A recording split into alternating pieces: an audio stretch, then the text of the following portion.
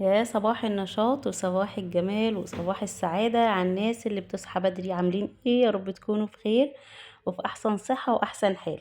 يوم جديد وفيديو جديد، وان شاء الله نهاركم وليلكم سعيد يا رب. عملت معاكم فيديو النهاردة حلو كده، بس عايزاكم بقى تشجعوني بلايك وبكومنت حلو وبدعوة حلوة منكم. يلا قبل ما نبتدي الفيديو نصلي على حبيبنا وشفانا، اللهم صل وسلم وبارك على سيدنا محمد عدد ما في علم الله، صلاة دائمة بدوام ملك الله. زي ما فهمتكم، الامهات اللي عندها اطفال في حضانة ما بتاخدش اجازة طول السنة في حضانة. فمش معنى ان احنا خلصنا مدارس ان احنا خلاص بقى ناخد اجازة وننام براحتنا، بالعكس احنا بنصحى برضو بدري. بس النهاردة ما اكذبش عليكم، انا راحت عليا نومة. قمت بسرعة حضرت الولاد اللبس وقلت لهم عقبال ما انتوا تلبسوا هكون بسرعة عملت اللانش بوكس. ففتحت بقى عشان انا الصراحة ما كنتش قادرة اقوم خالص، يعني مش عارفة، حاسة ان انا قلت اقعدكم النهاردة. والله يا بنات وقفت اللحظة كده قلت انا لو قعدتهم يبقى انا اصلا مش هنام، لان هم هيصحوا. الايام اللي احنا بنكون علينا فيها حضانة هم يعني بيتعبوني في الصحيان، بس اول ما باخد قرار ان احنا مش هنروح النهاردة او يجي يوم الجمعة والسبت اجازة، العيال تصحى من الفجر.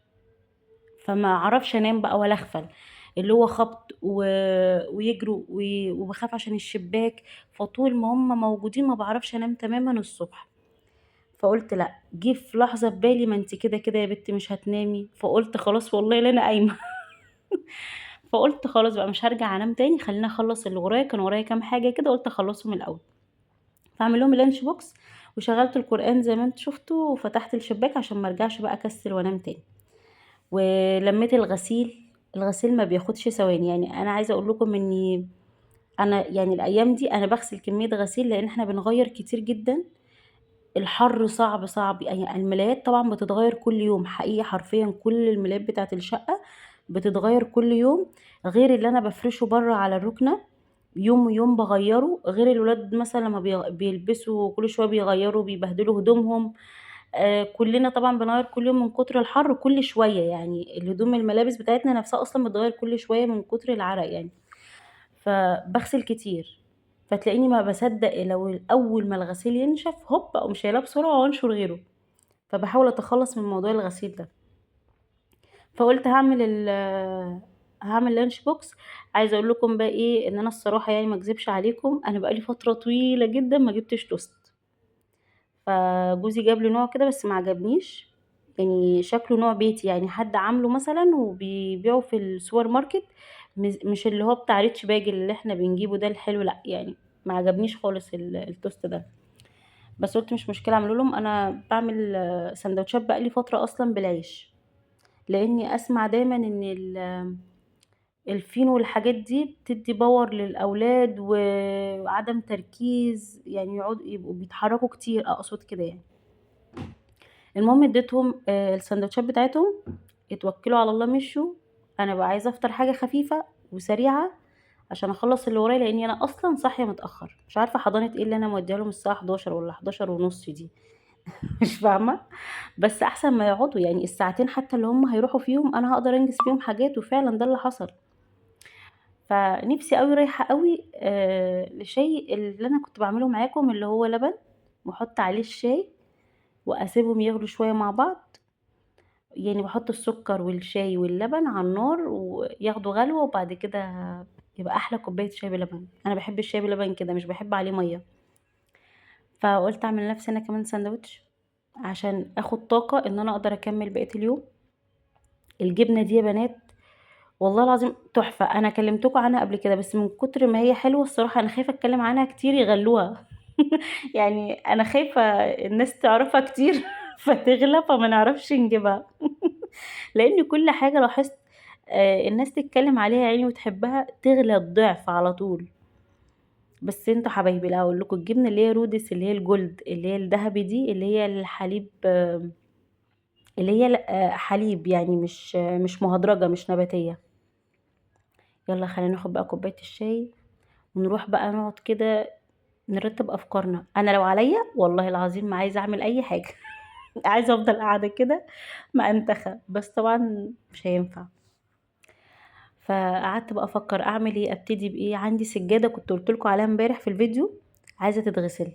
اللي هي كانت في الصالة، وعندي الصالة زي ما انتم شايفين متبهدلة ولما الغسيل والدنيا بايظة خالص، وعندي غسيل عايز يتنشر فقلت خلاص يا بنت ابدأي بالصلاة الأول نظميها، هي كده كده مش همسح الصلاة دلوقتي، أنا بس هنظمها وارتبها كده لحد ما اخلص اللي ورايا. لقيت نفسي عندي وقت هرجع امسحها، ما لقيتش خلاص كده ايه هلمعها من على الوش وخلاص. فنظمت الكشن ورجعت كل حاجة ونفضت الركنة وظبطت كل حاجة ورجعتها مكانها، ودخلت بقى اغسل السجادة. السجادة بقى كبيرة طبعا فانا تانياها كذا تانية عشان اعرف اغسلها. انا طبعا بغسل على فكرة بنزل على طول الدراي كلين، يعني مش هكذب عليكم ان انا بغسل بقى ومقطعه غسيل السجاد في البيت، بس يعني في حاجات بقول مش مشكله، هي مش يعني حاجه واحده فاهمه، يعني لو هي حاجات كتير ممكن اقول لا هنزلها، لكن دي كانت سجاده واحده بس اللي عندي، وانا اصلا كده كده ما عنديش سجاد يعني في الشقه مفروش. انا بتاع الشتا كله نزلته دراي كلين وعملته يعني اتغسل وشيلته على طول. فبما اني مطلعه حاجات خفيفه دي كانت اخر سجاده عندي، كنت حطاها بره في الصاله. بعد كده قلت ملهاش لازمه الجو حر وهي كبيره على الفاضي كده، فحطيت الحاجات الخفيفه اللي انتوا بتشوفوني حطاها دي اللي انا اقدر اغسلها انا، وقلت دي خليني برضو اغسلها واشيلها هي كمان. هي خفيفه وكل حاجه بس كبيره. بصوا بقى احلى والله العظيم بعشق الصيف بسبب كده، اللي بقى الميه والصابون والرغاوي. فغسلتها بقى خليتها قشطه. انا عايزه اقول لكم هوريكم دلوقتي منزله كميه طين مش طبيعيه. حاولي بقى على قد ما تقدري تخففي بقى الحاجات اللي عندك في الشقه عشان تبقى سهل عليكي وانتي بتنضفي. يعني ملوش لازمه السجاد الكتير، ملوش لازمه الستاير اللي ملهاش لازمه، لو في ستاره خفيفه حطيها. انا حتى عايزه اقول لكم الستاره انا عايزه اشيلها خالص بتاعه الصاله دي، يعني انا من ساعه ما جيت وحطيتها ما شلتهاش، فهي تقيله مش خفيفه. فانا عايزه اشيلها خالص مش عايزه احط ستاره، عايزه اشيلها. واللي خلاني احطها عشان الشباك لسه عايز يتظبط، مع اننا والله لما جينا يعني نفرش نحط الاوض وكده وجيب كان في نجار طبعا هو اللي فك الاوض من الشقه التانية وجابها هنا وظبطها وكده، بس ما كانش عنده ضمير بالمره. اخد فلوس كتير جدا ومش رابط الخشب حلو، والشباك الشبابيك برضو احنا قلنا له ظبطها وخد فلوس على كل حاجة، ولكن بعد كده كان مركب ترابيس وحاجات زي كده يا دوبك من اول استخدام اتكسرت و... والشباك مش بيقفل كويس، فهو ده اللي خلاني اصلا احط ستارة يعني. عشان كده بقول لكم بخاف انام واسيب الولاد، بس ان شاء الله يعني ربنا يصلح حال جوزي. قال لي انا يوم الاجازه هجيب واحد، والحمد لله جاب برضو حد عمل لي التلفزيون امبارح. لما كلمتكم في الفيديو قلت هو حد دعالي ولا ايه، لما قلت لكم التلفزيون فيه مشكله عايز يشتغل. فالحمد لله الحمد لله جاب حد بتاع تلفزيونات امبارح والحمد لله عمله. انا ببقى متضايقه قوي لما يكون التلفزيون بتاع الصاله ده مش شغال، لاني بحب اشغل عليه القران كده بحس ان هو بيسمع الشقه كلها، فبكون مبسوطه يعني بيه. فالحمد لله ادعوا لي بالله عليكم عقبال كده ما بقيت الحاجه تتصلح باذن الله يا رب يا رب. عايزه اقول لكم والله العظيم وحياة ربنا ان انا من ساعه ما جيت الشقه كل اجهزتي باظت، التلاجة والغساله كل حاجه كل حاجه مبدئيا. ما بقاش عندي تقريبا حاجه، وبقيت عماله اجيب الناس بتوع الشركه اللي يعني يصلحوا لي في الحاجة وياخدوا فلوس كتير جدا، لأني كنت بجيب الشركة نفسها اللي هي بتاعة يعني مثلا التلاجة زانوسي فبكلم الشركة نفسها، فلما يجوا يغيروا لي قطع غيار كانت بتبقى غالية جدا. يعني كل حاجة حاسة فعلا. حد كان كاتب لي كومنت الفيديو اللي فات بتقولي ان الشقق اعتاب وكده، ودي حقيقة. انا اللهم لك الحمد طبعا هو ربنا اللي كاتب كل حاجة. احنا جينا من ساعة ما نقلت هنا الأجهزة كلها باظت مرة واحدة. الشاشة اتكسرت. ولادي كلهم تعبوا. ابني دخل المستشفى. كمية أدوية مش طبيعية، أنا والله العظيم بجيب أدوية وبتترمي، يعني بجيب كمية أدوية مش طبيعية بصرف فلوس كتير جدا على العلاج. بصيت لقيت بقى عليا ديون كتير، حاجات كتيرة غريبة بقت تحصل.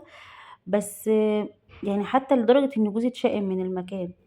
بس انا بقول ايه، يعني في ناس قالت لي المفروض كنت تجيبي خروف وتعمليه في المكان الاول قبل ما تيجوا تعيشوا فيه، او يعني تطلعي حاجه في البيت. مش هينفع اقول طبعا نعمل ايه بالظبط عشان طبعا الفيديو ما يبقاش غلط يعني على القناه، بس قالوا لي لازم تجيبي حاجه باربع رجول في البيت وكده يعني قبل ما كنتي تسكني، وانا ما كنتش اعرف يعني. احنا جينا آه انا شفت الشقه مره واحده. بس كانت ناس عايشة فيها، فأنا عشان كده كنت مكسوفة إن أنا أدخل وأقعد أمقّع عيني في كل حاجة وأسأل، كنت حاسة إن أنا محروجة لمّا يكون حد عايش في المكان، فحاسة إن أنا كنت محرجة. فأنا شُفت الشقة مرّة واحدة، وجوزي جه معايا مرّة لوحده، يعني راح مرّة لوحده وأنا رُحت مرّة معاه. بس، فلمّا جيت بدأت بقى أكتشف عيوب الشقة، وكنت خلاص أنتم عارفين يعني إيه حد بينقل، يعني عارفة يعني إيه بقى تشيلي عفش وتنزّليه تاني، يعني إحنا جِبنا حاجة اللي هي الآلات اللي هي بتشيل العفش تطلّعه وتنزّله، غير بقى قعدنا فترة أنا والولاد متبهدلين في الشقة التانية وإحنا لامين العفش، وجينا هنا اتبهدلنا وإحنا بننقل. عارفين اللي هو حتى إن أنا آخُد قرار حتى إن أنا أنقل أو أمشي تاني مستحيل يبقى في نفس الوقت. فقُلت ربنا يعيني يا رب إن هو قادر يصلّح الظروف كلّها والله، وقادر يعني قادر يحل كل الظروف اللي أنا بامُر بيها، والحمد لله على كل حال.